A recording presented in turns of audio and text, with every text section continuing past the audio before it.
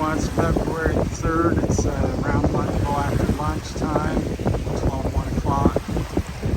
Here up the Conception area, there's a little family gathering there.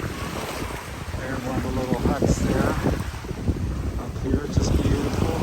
Some of the best I've seen so far on the main island here, the Visayas Island. I think it's north of Visayas. So up around the Conception area. So just a bunch of big, beautiful islands out there. I wanted to go to this one. I found out it's a volcano. So that big pointy object is a dormant volcano. It's extinct, dormant. I kept forgetting to say dormant, but then we looked at this island here in the center of the screen to the right of the volcano, and that's for sale. That was 8 million pesos they're asking. Of course, it was low tide when we came, and we walked across pretty much on the sandbar or just some very shallow 6-7 inch water. Of course, now it's probably a foot and a half, maybe 2 feet deep. So we looked at that and stuff because they want to sell that. So I think the time you got paid 8 million and 2 million for a house, and the electric's about 200,000, maybe another $250,000 to run electric out there. Of course, then you got to deal with wade or swim, or it's just real impossible to drive something in and out over here, especially this time of day.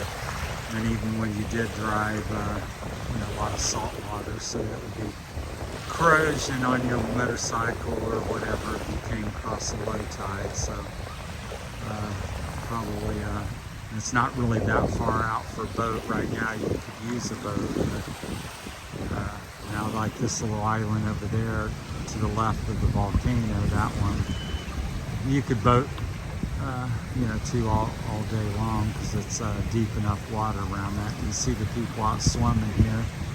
Kind of zoom in, there's little heads bobbing around. There's about a dozen kids out there swimming. So water's about 80 degrees on February the 3rd, 2024. Just beautiful. So I'm really investigating this area to maybe try to find a way to live up here. It's economics and stuff, because prices jack up. It's just like coming to, I wanted somebody to take me out to this volcano island there. There's some places to live there or stay the night and stuff, and they're wanting 2,000 pesos to go back, and then I guess another 2,000 to come back possibly. So that'd be very expensive if you're trying to do something like that every day.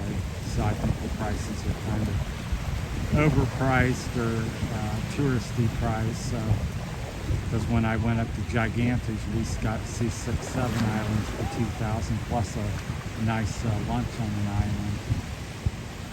So I have to figure that all out. That's where it's good to have a local and a companion that's your friend, and can decipher and cut through all the tourist price and the expat price, because really that should be maybe a 500 peso, 250, 500 peso ride or something potentially, at least in my opinion. But my goal is to come out and spend the night on an island like that, explore it, see what the prices is, electric, internet accessibility, what the prices is per lot, a little house, because I would just love to wake up and be able to swim and see this every morning. So that's coming from Ohio, where you never have this. This is what I'm looking to see. Hey, hi. Because where I'm living now is nice. It's up in the mountains. It's province and peaceful, but it's not.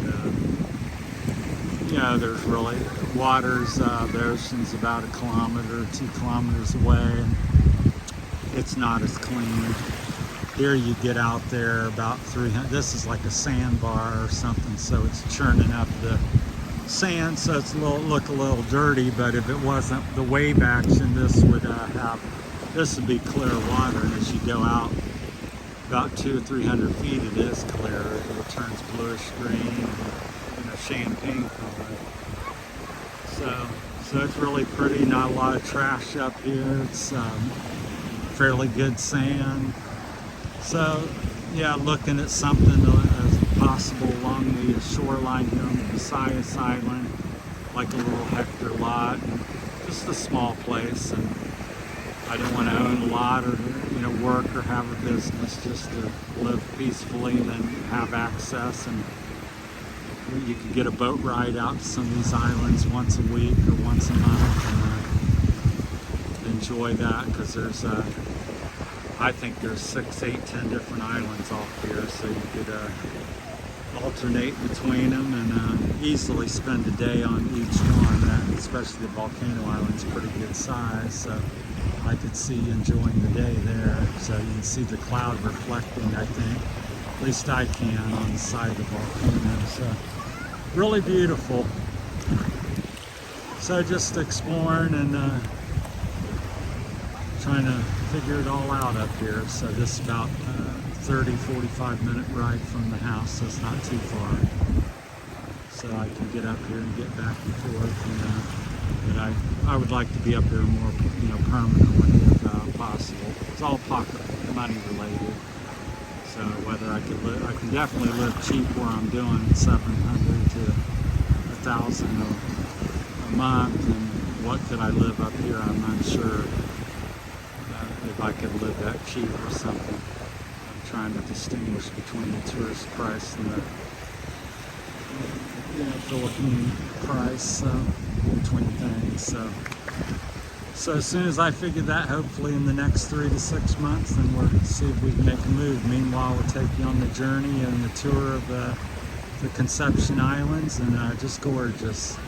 It's really undiscovered because I don't know, there's hardly a single tourist boat here on this part. And to me it's quite beautiful. I could only imagine what the islands there are setting at, because if the water is this nice right here, it's got to be, I'm trying to think of Coron, Gigantes Island. It's got to be similar to that out there. So, and I'm not very far from it, because you can see it here. I'm just 5-10 kilometers away of that. So, all right, that's my time and my viewpoint, and taking you along for the journey and just enjoying the beautiful day. First time here, driven by on the highway. There's one of my buddies. So that's it for Terry's Philippine Journey. Thanks for watching, everybody. Take care.